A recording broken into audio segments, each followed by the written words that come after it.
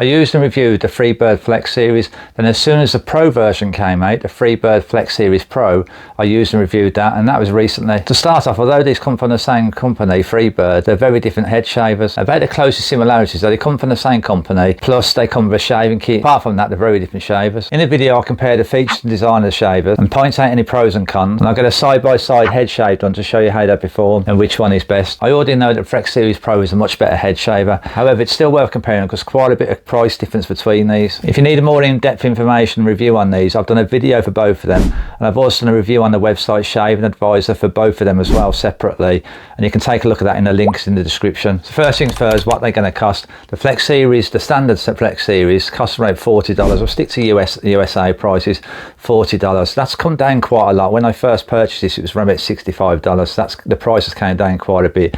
Then the FlexSeries Pro at the moment is around about $70. The price has been changed and they've got some kind of offer on at the moment, but around about $70. So $70 for the Pro and $40 for the standard. While we're on the subject of cost, the blades cost around about the same, the replacement blades, and around about $25 US for the new set. Now Freebird states that you get around about 50 shaves. I know they say that about the Pro version, 50 shaves. However, I get around about 6 months or more. You can definitely pull more than 50 shaves off with one of these, but that's what they advertise or recommend, and many of these companies do, these head shavers companies. And I think the reason is because they want to be selling replacement blades frequently, and it's business, isn't it? However, 6 months or more for myself. You'll soon know when the blades are not working so well because they'll begin to dull and you won't be getting such a close shave, and it'll take long to shave the hair. One thing I'd recommend for making your blades last longer is every couple of shaves or few shaves or so, put a drop of oil inside them, and that should help them last a bit longer. Let's get on to the design and the features. First thing I'd like to mention is the attachments and the accessories that you get with the shavers. I'm not a fan of them. I never find they work very well. However, the trimmer is a bit better on the FlexSeries Pro. If needed, if it's emergency, then I would kind of pop the trimmer on, and I'd use that, but otherwise it's not very useful. And I don't know why companies that do the head shavers really include them. It's kind of like a marketing gimmick, how I see it. They're better off just ditching them and sticking to getting a really good head shaver made. That's just my thoughts on it. Some people might find some accessories useful. I rarely do with any shavers, and I review many shavers, and I rarely find a shaver or trimmer or any product that's a multi-tool that's great at doing multi-tasks. They're usually better for one task or another, and for a head shaver, that's it. The best thing for them is for head shaving. Now, battery power and runtime.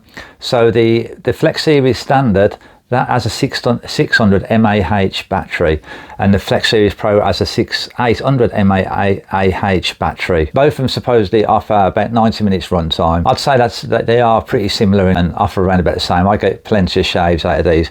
The batteries are always going to last long when you first purchase them. You know, give it 6 months, 12 months, and you start getting less runtime out of them, and that's standard with all head shavers and electric shavers. And they both take about an hour or so to charge up. There's a Pro on the left and a standard on the right. So first, ergonomics and design. The FlexSeries standard's got more of an oval design, and it holds well in the palm of the hand.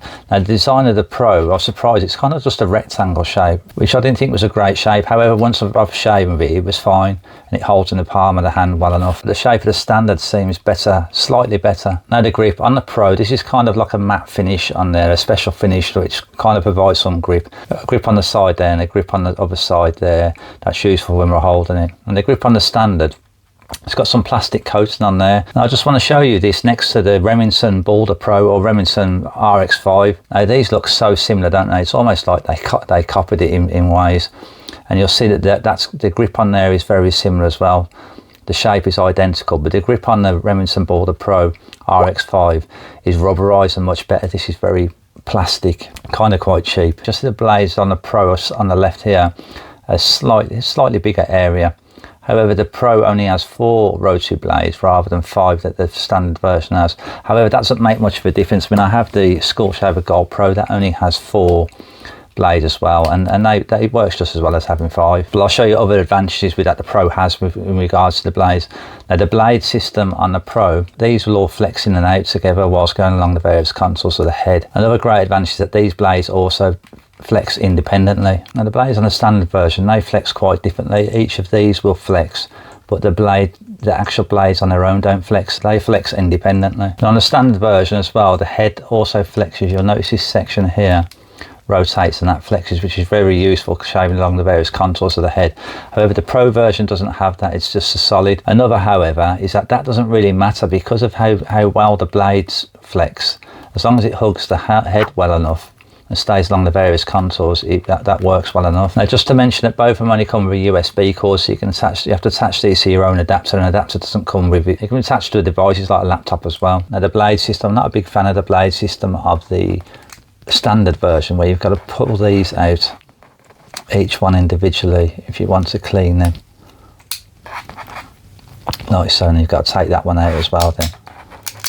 And the blade system on the Pro version is much better in my opinion, where you just take the top of the cap off, and then you've got a nice collection chamber in there that collects all the debris and hair, and just pop that back on rather than prizing each blade out. The blades on the Pro version as well can also be taken apart here. Can you see that arrow there? So you undo that and you can take out the whole blade section and give them a good cleaning if needed. I don't think they always need to be taken out, but it's useful to have that if needed. Now, the standard version only has a standard kind of indicator light, and it changes colour when it's running out of charge. However, the Pro version has these 3 dots. Now, these 3 dots, when you've got 3 of them, it indicates it's 100% charged. When it gets down to 2, there's 66% or less, and when it goes down to 3, it's 33% or less. So I think that's an advantage, just to have some sort of idea what charge is left. It's not a deal breaker on head shavers. And you get a head shaver like the Skull Shaver Gold Pro, which has a percentage charge. But I think knowing the percentage of what the dots here, having some sort of idea, is a good enough indication. It's better than the standard version as well. And the Pro version also has a travel lock. So if you hold the power button for about 4 seconds, you can no longer press the shaver on. If you press it for 4 seconds again, the shaver will come on and travel locks off. That's a useful additional feature. They've both got a blade cap cover to protect the blades when it's not in use. The Pro has one as well. Now, both of them clean up easy enough. However, the Pro definitely cleans up much easier, and that's because it has that collection chamber at the top, and the blades are easier to remove. Now, the standard version has the pop-out blades, and I just find that a little bit more tricky to get them cleaned up. So definitely the Pro version is better for cleaning, or rather easier for cleaning. Let's see how these compare shaving together. So I've got a bit of growth there. You can see some growth there and around the back. I do grow hair on the top, but it's very fine. You won't be able to see that. It looks like I'm completely bald there, but I'm not. I do get some hair there. And that's about the length of a trimmer without a comb put on it. That's about the longest I would ever head shave an electric shaver. And they're kind of best used daily or every couple of days or so. Any longer than that, you want to give it a trim first. Now, what you want to test is the comfort of each, maybe how quick it shaves, how well the blades hug the head and how close they stay to the contours of the head, and of course closeness, how close it shaves.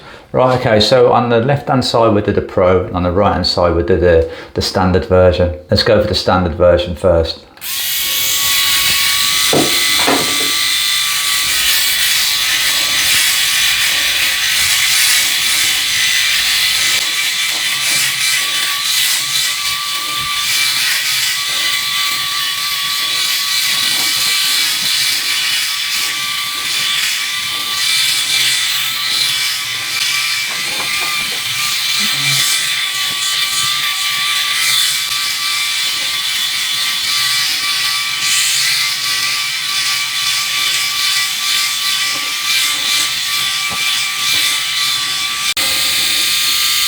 Right, that's the standard version side done. Right, that's okay, pretty fast. Maybe a couple of minutes, I guess. Let's go for the Pro side now.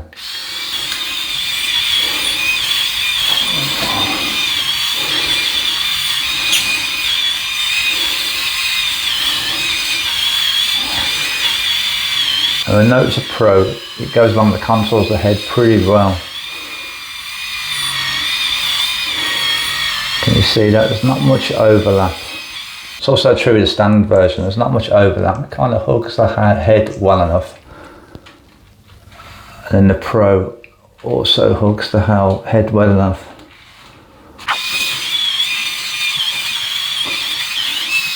The Pro is definitely more comfortable and quieter.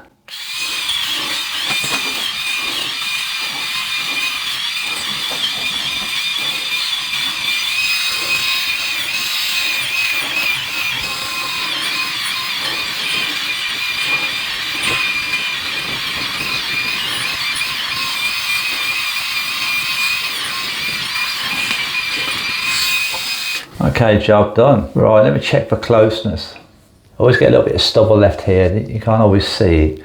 but I can feel it.